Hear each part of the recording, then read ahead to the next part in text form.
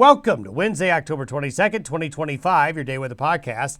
Brought to you by the Advocates Injury Attorneys. If you've been injured in an accident, don't face it alone. Get an experienced Wyoming attorney on your side. Free consultations at wyomingadvocates.com or call 307-800-1952. You deserve an advocate. Well, a nice weather pattern with one exception. As that little low comes off the California coast, beautiful shot there from New England, of all places, the fall colors. Nothing like a New England fall.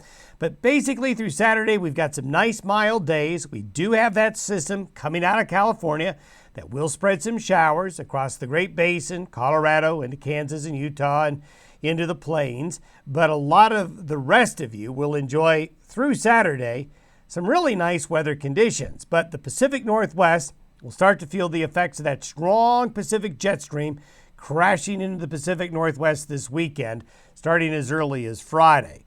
Then a lot of questions still. What exactly will these strong jet stream winds do as they cross the Continental Divide and move out into the plains? We kind of have a standoff between opposing forces, and it looks like it may end up being a standoff where neither really necessarily wins. We'll show you what I mean here in a moment. Comet Lemon has made its closest approach, and Jen Curtis out late last night getting a great shot of the comet. Hopefully you had a chance to see it. It's still going to be visible, but now it's going to be working its way as it's made its closest approach, working its way away from Earth slowly in the days ahead. But putting on a pretty good show nonetheless. Satellite photos show an impressive storm up south of Alaska. The low that's off the California coast is now picking up moisture. You can see it right there. But a lot of clear skies and a lot of very nice October weather over a large chunk of real estate elsewhere. That upper level low that'll be over California today by noon Friday will be around Colorado Springs. Cut off from the main flow up here and just kind of slowly moving through. And then you can see all the weather up here in the Gulf of Alaska. The precipitation with that low, it's been very consistent. We're going to have light to moderate showers, a few thunderstorms along the path, some higher elevation snow, better moisture as it gets into some Gulf moisture will be found out here as it heads east.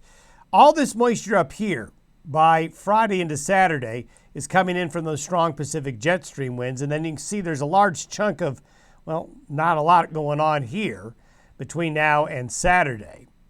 But as we go into the weekend, we're going to see those strong jet stream winds dive into the Pacific Northwest and the northern Rockies, just driving its way in. But as we showed you yesterday, we've got this big high from Hudson Bay through the upper Midwest and the Great Lakes and South. And it's taking, we've talked about omega patterns before. It's an omega pattern where this low maintains this high maintains this low. And so it's slow moving and kind of a blocking situation where it kind of holds up everything. This is like a strong offensive line in football, kind of holding the defense or pushing back against it as it comes through. And this is the standoff I was talking about. We have these very strong jet stream winds and cold, moist Pacific air diving in, but running into this. And what'll happen is these strong jet stream winds, as they punch in, this is by noon Sunday Mountain Time, you're going to have a lot of weather in the Pacific Northwest and from the Cascades west. You're going to have a cold front coming through right here during the day Sunday night into Monday. But what happens after that? Well, it will produce moisture. Notice the heaviest moisture is along and west of the Cascades and the northern Sierra.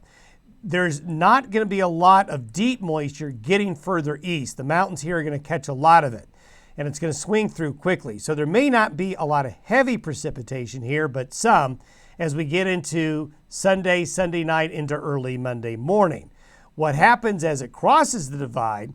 Well, that's where it gets a little bit more tricky. So going back to noon Sunday, this is where we are. Now we're going to step through and look at the different model solutions like we did yesterday. Like Taffy, the strong jet stream winds in this trough get strung out. It's trying really hard to dig in right here, but it's encountering this big ridge right here in the omega pattern. So it's trying to come in underneath in that negative tilt. And so the low and the energy gets elongated. When it gets elongated or stretch out like taffy, it reduces the ability for the storm to come consolidated, become a deeper, slower moving Midwest storm. The potential is there, but this high pressure ridge is really banking up against it. And we have better agreement now between the European and its AI version. You can see all the energy right here. It wants to come in, but it's getting stretched. This high pressure ridge is maintaining itself.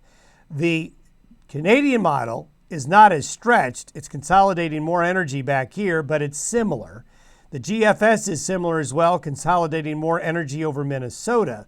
So there's still likely going to be a fairly strong storm system, but it's this stretching and this running into this omega pattern is really taking a lot of the wind out of the sails of this system. But Monday and Tuesday, it's still going to be a weather maker, and things could still change.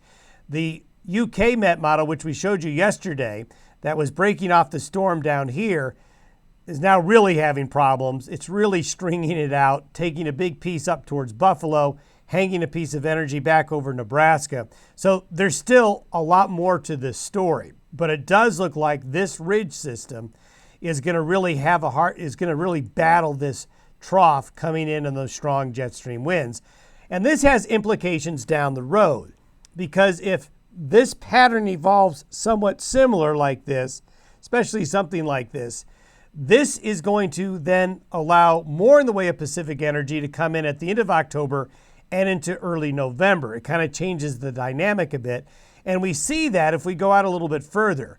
The AI version's got a pretty good storm here in the Corn Belt, but it's going to make it more progressive and not keep it back here to log jam things, and then it will probably head out this way. This will allow this wave to come into the Rockies around Halloween, and then this wave to come in several days later into early November, which would make early to mid-November colder, more active in the west. So a lot of moving parts, a lot to figure out.